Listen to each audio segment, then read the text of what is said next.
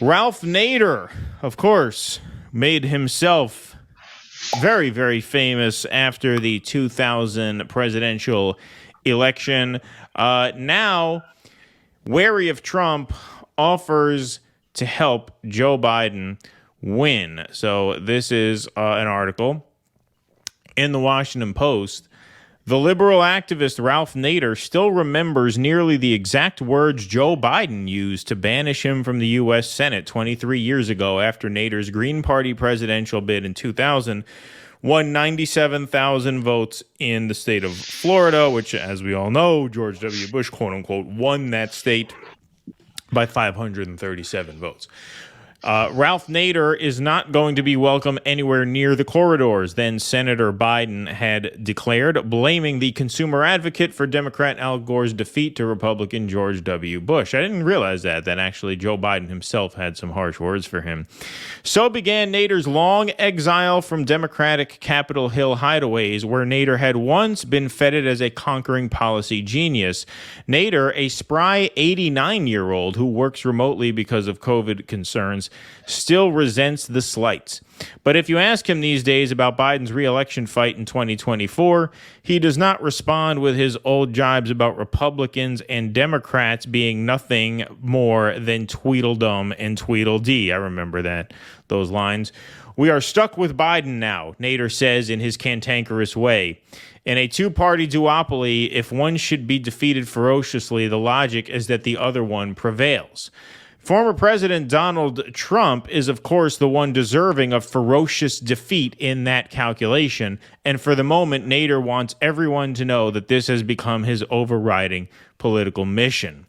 I know the difference between fascism and autocracy, and I'll take autocracy anytime, Nader said in a recent telephone interview. That could be Biden's new campaign motto. I'll take autocracy anytime. That should be on the Biden-Harris bumper sticker. Fascism is what the GOP is the architecture of, and autocracy is what the Democrats are practitioners of. But autocracy leaves an opening. They don't suppress votes. They don't suppress free speech. Really. I mean, that, of all lines, is just the biggest head-scratcher in this entire piece. Okay, first of all, what the fuck? I mean, all I can say is he's 89. He might not really be up on the Twitter files, but you should be if you're going to hold forth on these kinds of subjects. And they don't suppress votes. Jesus Christ, you fucking ran multiple times a third-party candidate. How do you not know they suppress votes? Yeah, it's just absolutely insane. And like I said, I mean, like you said, it's hard not to chalk this up to old age. Yeah, I mean, 89 years old. Because what kind of a point is that? First of all, you talk about, they talk about Cornell saying Biden is a neoliberal, Trump is a neo-fascist. Talk about trying to parse that, right? It's hard enough to parse that. Try to thread the needle. Try to walk that line between, well, when it comes to fascism or autocracy, I'll take autocracy any day over fascism. I mean, what the hell are you even talking about? I mean, it's just such a ridiculous point. No, autocrats don't suppress votes or free speech. Yeah, sure. I mean, I don't even know what point you're attempting to make. So how is it an autocracy then? Exactly. Right, exactly. Right, if they don't suppress votes or free speech, then what makes them autocratic? Exactly. Right. Like, by definition, doesn't that mean that they're not running a proper process? This is, I don't know, man. Does he think for running third party he's going to go to hell when he dies? So he's trying to repent at the final hour. What? It's just really mind-boggling. Like, from Nader. Well, again, we go back to the Nord Stream pipeline. Like, you're so afraid of Donald Trump, who represents this fascism and this totalitarianism. Oh, we can't have that. Once again, you go back to what Jimmy said at the UN, what a lot of people have been saying for a year. Jose Vega screams about this every chance he gets. I mean, what could be more fascistic than destroying an ally's critical infrastructure to make their economy more dependent on the West than the source of their cheap resources. Like, what are you talking about? And free speech, I mean, that's just from outer space. That just must be, he's 89 years old, doesn't know how to work a computer, doesn't know what social media is, doesn't know what it means to censor the internet. Like, that's just completely ignorant. I mean, that is just absolute ignorance. We'll read on. A couple more slides here. Nader says no formal Biden endorsement will be forthcoming, and he still supports the idea of third parties in principle. Oh, where have we heard that before? Biden is better than he has ever been, but he is still terrible on Empire and Wall Street, is about as close as he will come to complimenting the president.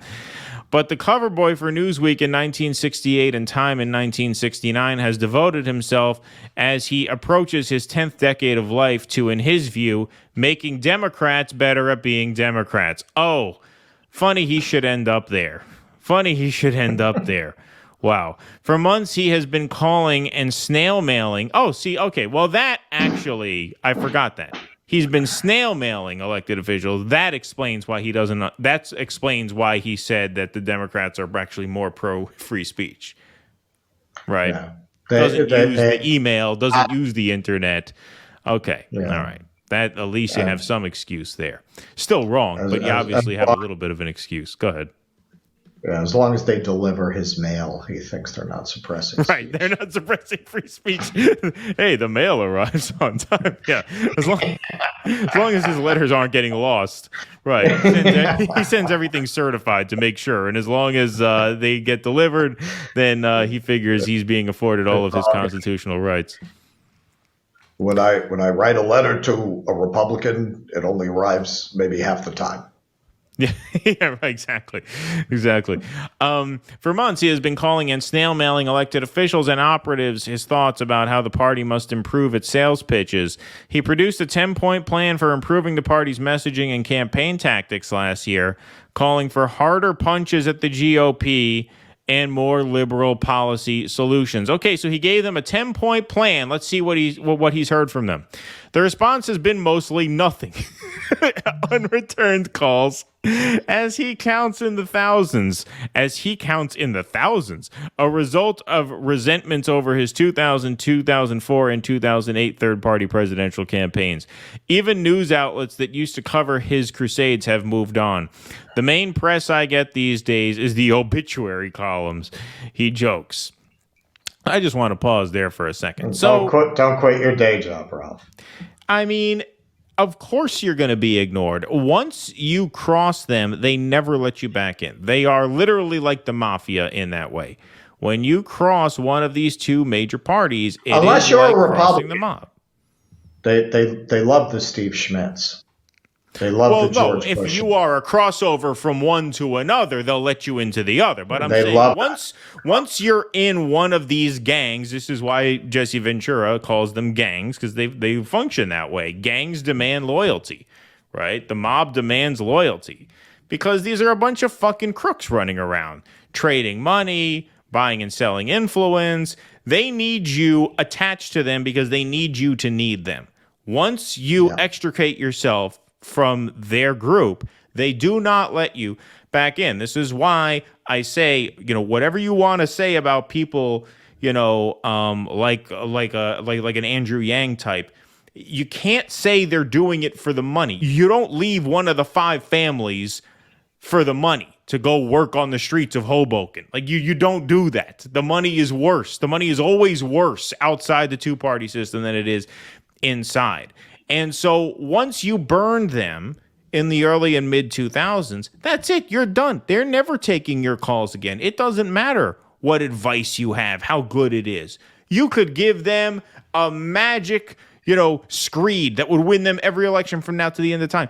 They don't care. Once you cross them, it is like crossing the Gambino crime family. You are not allowed back in. All right? They want nothing to do with you ever again, and that's if you're lucky.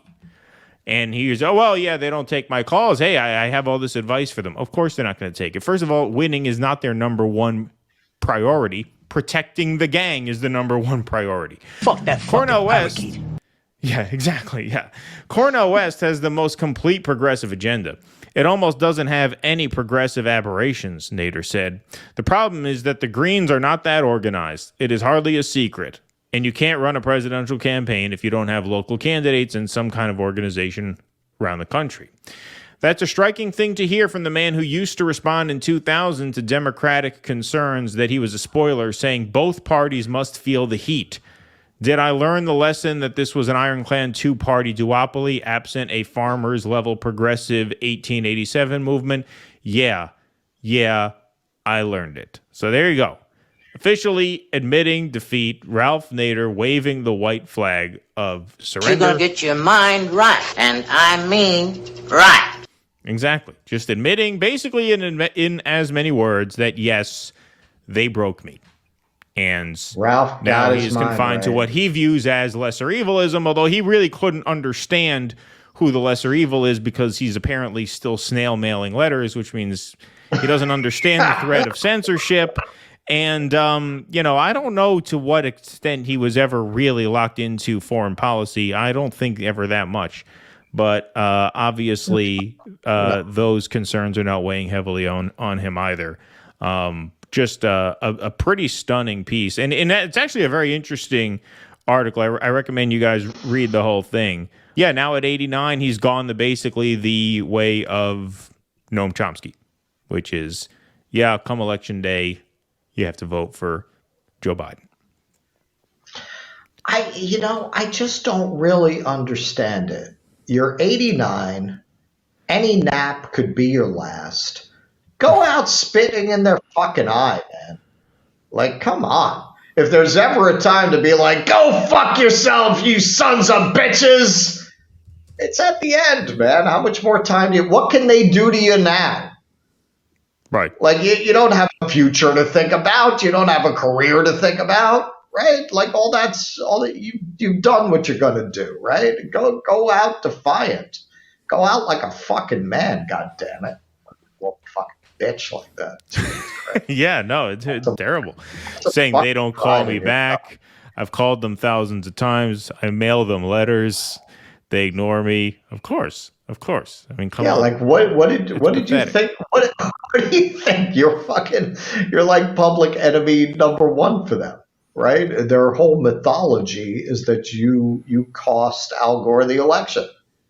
Right. They're never gonna allow you to be brought on as some kind of advisor, emeritus character. Like, what did you think was going to happen? I mean, I guess he thought that they felt there would be value in touting Nader's conversion to Green Party wrong-minded people, and they'd bring them back in for that reason.